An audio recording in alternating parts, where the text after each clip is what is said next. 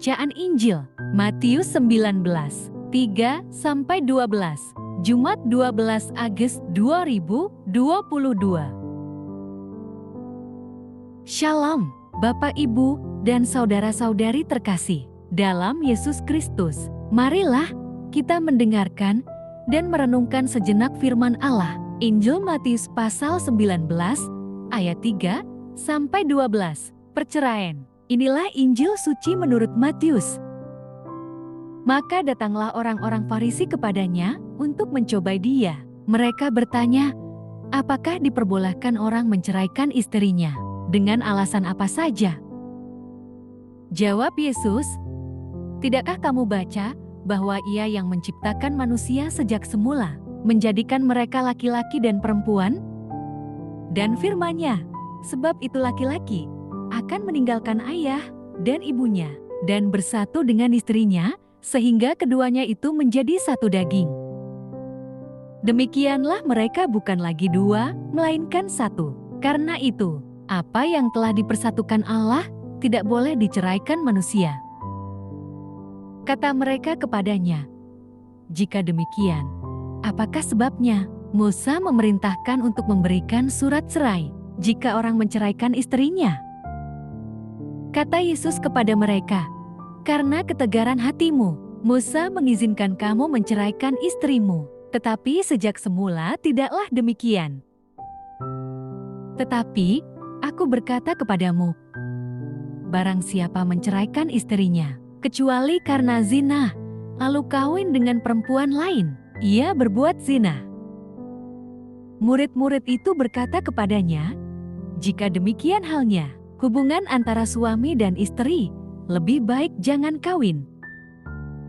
Akan tetapi, ia berkata kepada mereka, tidak semua orang dapat mengerti perkataan itu, hanya mereka yang dikaruniai saja. Ada orang yang tidak dapat kawin, karena ia memang lahir demikian, dari rahim ibunya, dan ada orang yang dijadikan demikian, oleh orang lain. Dan ada orang yang membuat dirinya demikian, karena kemauannya sendiri, karena kerajaan sorga. Siapa yang dapat mengerti, hendaklah ia mengerti. Amin. Demikianlah sabda Tuhan, terpujilah Kristus. Renungan Injil, bolehkah orang Kristen bercerai? Bapak, Ibu, dan saudara-saudari dalam Kristus Tuhan, perihal perceraian masih merupakan perkara yang sering menjadi pembahasan hingga saat ini.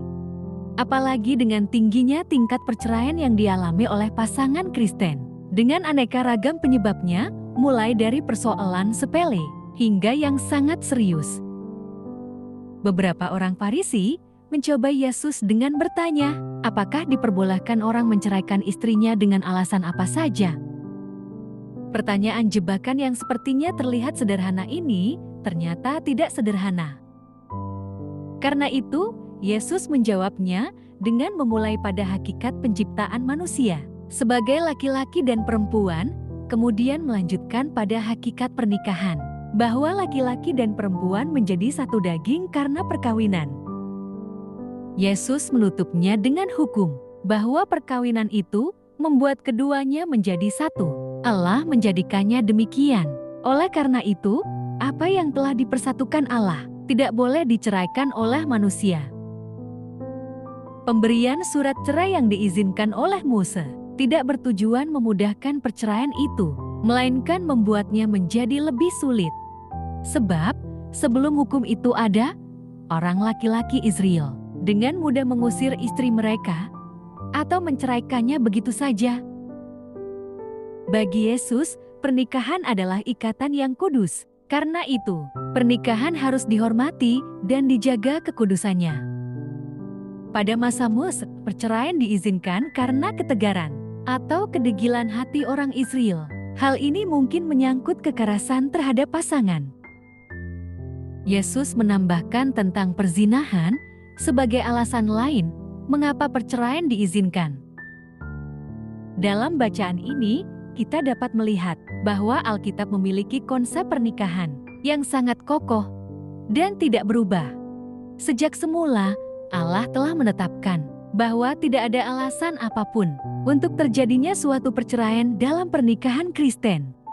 Allah menghendaki agar semua orang Kristen menghormati dan menguduskan pernikahan dan berkomitmen untuk mengasihi pasangan dan keluarganya selamanya, seperti Kristus mengasihi manusia. Amin.